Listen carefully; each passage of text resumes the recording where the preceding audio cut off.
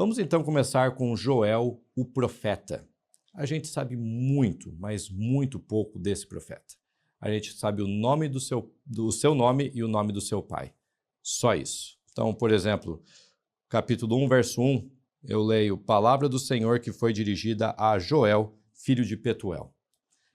É só isso que a gente sabe sobre esse profeta, nada mais. Então vamos começar com o que a gente sabe. O nome Joel, em hebraico, significa Yahweh é Deus. Yahweh é aquele nome sagrado de Deus que toda vez que você encontra na sua Bíblia é traduzido como Senhor em letras maiúsculas. Então é um nome bem curto e é um nome que funciona dos dois lados. Pode ser tanto Deus é Yahweh ou Yahweh é Deus. Isso também é muito parecido, esse nome lembra muito o nome de Elias. O nome Elias é Eliahu, que significa meu Deus é Yahweh ou Yahweh é o meu Deus. Então esses nomes eles funcionam nas duas direções. E o que a gente sabe sobre Joel, além do seu nome, e eu fui aqui um pouquinho reducionista quando eu falei que a gente não sabe mais nada sobre ele, mas esse profeta ele conhece bastante do dia a dia do templo, das atividades do templo. E ele faz referências constantes às ofertas que eram oferecidas no templo, aos sacrifícios, aos sacerdotes, o que parece sugerir que esse Joel, filho de Petuel, na verdade era membro de uma classe sacerdotal do Templo de Jerusalém.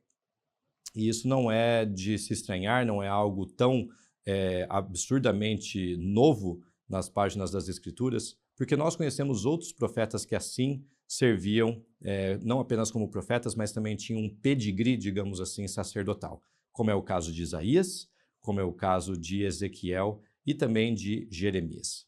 Então, o nosso profeta, aqui sob consideração, ele é parte desse grupo comum do antigo Israel de profetas sacerdotes. E quanto à data desse livro? Eu não sei se você se lembra, mas você pode voltar lá e assistir de novo. Essa é a vantagem desse curso A Bíblia Comentada, que você faz parte. Você pode voltar e assistir as aulas novamente. Na nossa aula introdutória do livro dos Profetas Menores, ou do bloco de livros que a gente chama de Profetas Menores, eu mencionei que os profetas serviram durante períodos de grandes impérios do Antigo Oriente. Nós falamos do Império Assírio, falamos do Império Babilônico, falamos do Império Persa. E em cada um desses impérios eu coloquei Joel entre parênteses e um ponto de interrogação, porque a gente não sabe a data que o livro de Joel foi escrito. Ele é um livro, quem sabe uma analogia aqui, um livro camaleão, ele se encaixa em vários períodos da história bíblica. Mas existem duas teorias que são colocadas pelos acadêmicos bíblicos no tocante à composição do livro, quando o livro foi escrito. Então, uma primeira alternativa é de que o livro foi escrito no 8º século a.C., na época dos assírios.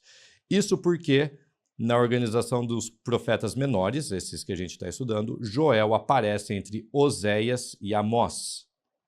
E se a gente olha os versos iniciais desses livros, você vê que esses livros foram escritos no 8º século. Tanto Oséias como Amós profetizam durante o reinado de Jeroboão II, por exemplo, que reinou em Israel na primeira metade do 8º século a.C. Mas essa não é a única teoria. Se a gente depende aqui simplesmente da organização do livro, onde o livro está colocado, na sequência dos profetas, existe uma outra teoria que vai mais específica no texto. Então, um grupo de acadêmicos sugere que por volta do 6º e 5º séculos antes de Cristo, quando os judeus retornaram de Babilônia para Jerusalém, o livro de Joel foi escrito. E alguns argumentos. O primeiro, o livro não faz menção nenhuma de um rei em Jerusalém. E quando os judeus voltam de Babilônia, eles não têm nenhum rei sobre eles. Eles têm um governador, eles têm sacerdotes, eles têm profetas, mas eles não têm nenhum rei.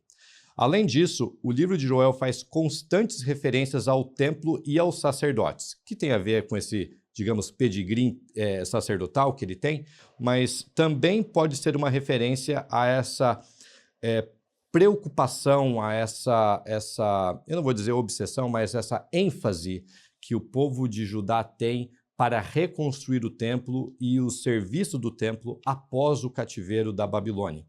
Aquilo que você vai encontrar nos livros de Ageu, Zacarias, por exemplo, e também Malaquias. E o último item é que o livro faz referência à diáspora dos povos de Israel e Judá no capítulo 3.